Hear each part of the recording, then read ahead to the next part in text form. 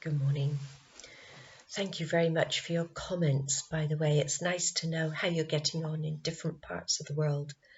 Robin was saying that it's just spring where she's living and that the daffodils are just coming out. Well, here in Ireland, daffodils come out in February for some reason, so they've gone. But now we've got rhododendrons, but I'll come back to those in a minute. So we need to keep our faith strong. And how do we do that? Well, there's a variety of ways. In Romans 1, Paul is stating here that God was angry with the nations because of their depraved ways.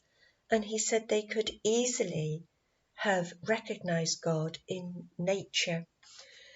It says, ever since God created the world, his everlasting power and deity, however invisible, have been there for the mind to see in the things that he has made. So supposing we didn't have the Bible or the scriptures, what could we learn from nature? Well, I'm going to use the scriptures, but if we go to Acts 14 and it's verse 17, it says that in the past God allowed the nations to go their own ways, but even then he didn't leave them without evidence of himself in the good things he does for you. He sends rain from heaven, he makes your crops grow when they should, he gives you food and makes you happy. So anyone without the scriptures could recognize that God is such a God of love and kindness to give us such lovely things to eat, which we need. Now, in Isaiah 40, God tells us, and verse 26, he says, lift you up your eyes and look who made these stars. And one who was able to see the stars was David. He was out in the fields with his flocks at night, and his view of the heavens would be so clear. There was no light pollution, in fact, no pollution at all. So he could see the Milky Way in all its glory, and he could watch the planets moving around. So he said in verse 1 of Psalm 19, the heavens declare the glory of God. The vault of heaven proclaims his handiwork. Well, it certainly does. But today we have the benefit of science, so we can look a little bit closer at nature. And here, in these pretty flowers, now you probably won't be able to see, you'll probably have to go out and look at some flowers for yourselves. But they have, if you can see here, little markings on the petals. And these markings guide the bees or the insects to where the pollen is. Not every flower has them. Some flowers have them, but we can't see them. However, the bees can see it. And I've watched the bees, and they follow these markings in. You could probably see that for yourselves. So, now, where are we? Right, rhododendrons.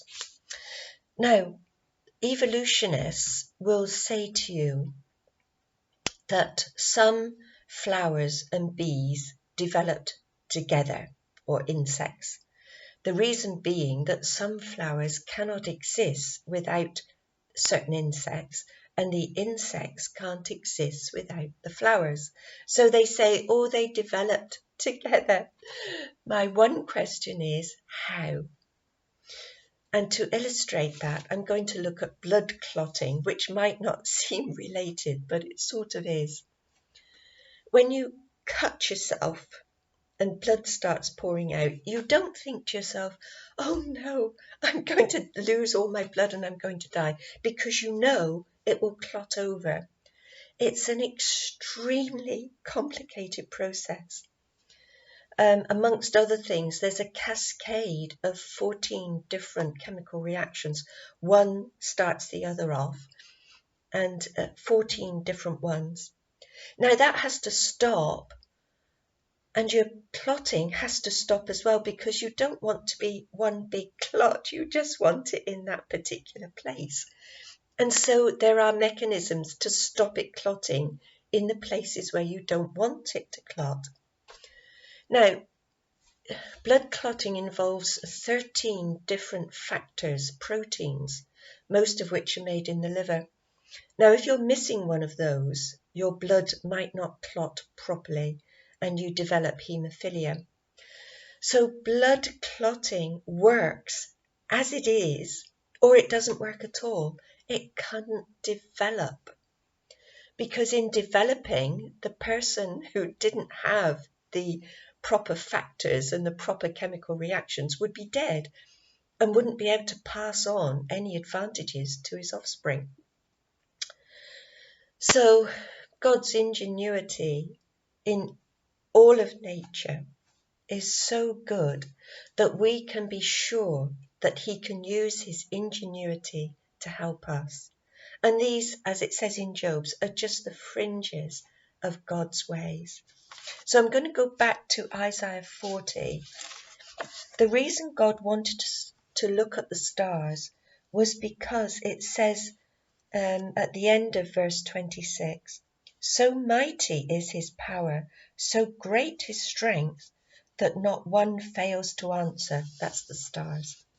So in just at the end of that chapter, verse 29, it says that God gives strength to the wearied, he strengthens the powerless.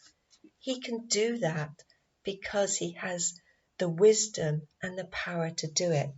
In verse 31, those who hope in Jehovah renew their strength. They put out wings like eagles. They run and do not grow weary, walk and never tire.